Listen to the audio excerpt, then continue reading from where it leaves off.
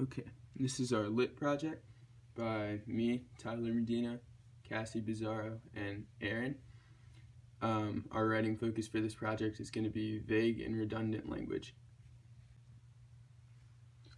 Webster's dictionary defines vague and redundant language as the use of unclear or unnecessary words that detract from the meaning of what is trying to be conveyed.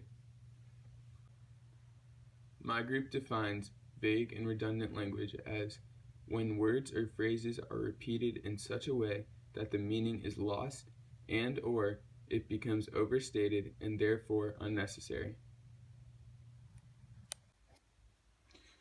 Here is both a correct and incorrect example of redundant language. In the top half of the paper, you can see the incorrect example. In the first paragraph, this student writes, "in Shakespeare's play." And in the second paragraph, he writes, "in Shakespeare's Macbeth." Although he does change play to Macbeth from the first and second paragraph, he mentions Shakespeare's name twice, which is redundant. It should not be used more than one time in an essay or a paragraph, especially a paragraph, because it's shorter margins. In the corrected example, you can see that in the first paragraph it says "in Shakespeare's Macbeth," and in the second paragraph it says "in the play."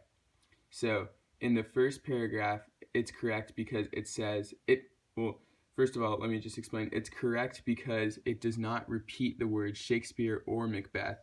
It does mention "in the play," but it does not say "in Macbeth" or "in Shakespeare's Macbeth," in the second paragraph. So this one is correct because it does not display redundant language. It does not repeat any words, and therefore all the language points to correct meaning and conveys the correct idea. Here's a correct and incorrect example of redundant language. Starting with the incorrect example at the top, the sentence says, "In my opinion, I think cats are better than dogs." This is incorrect because the writer says both "in my opinion" and "I think," which is redundant language because they both have the same meaning. In the correct example, the sentence says, "I think cats are better than dogs," which is correct because the writer does not repeat words or phrases that have the same meaning.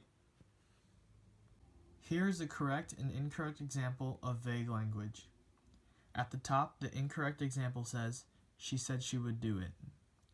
This is incorrect because the writer uses "she" to replace the subject of the sentence, and the readers would have no idea who the writer is talking about. In the correct example, the sentence says, "Taylor said she would do it." This is correct because the writer specifies that the sentence is talking about Taylor, and readers would be able to follow along.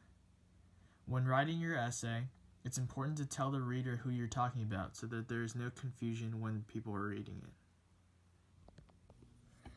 In order to make sure you're using effective language, you have to do 3 things. You have to use concrete language, be concise, and be precise and clear. So first, when using concrete language, you want to do so by using descriptions that create details that can be visualized. And you also want to make sure that you're not using abstract language because that can come across as vague. When being concise, you just want to make sure that you're being straightforward and clear. This way you're to the point. This avoids any vagueness in your sentence and paragraph. Third, being precise and clear is by using proper word choice. This eliminates the possibility of the reader having a wrong interpretation than the one intended by the author.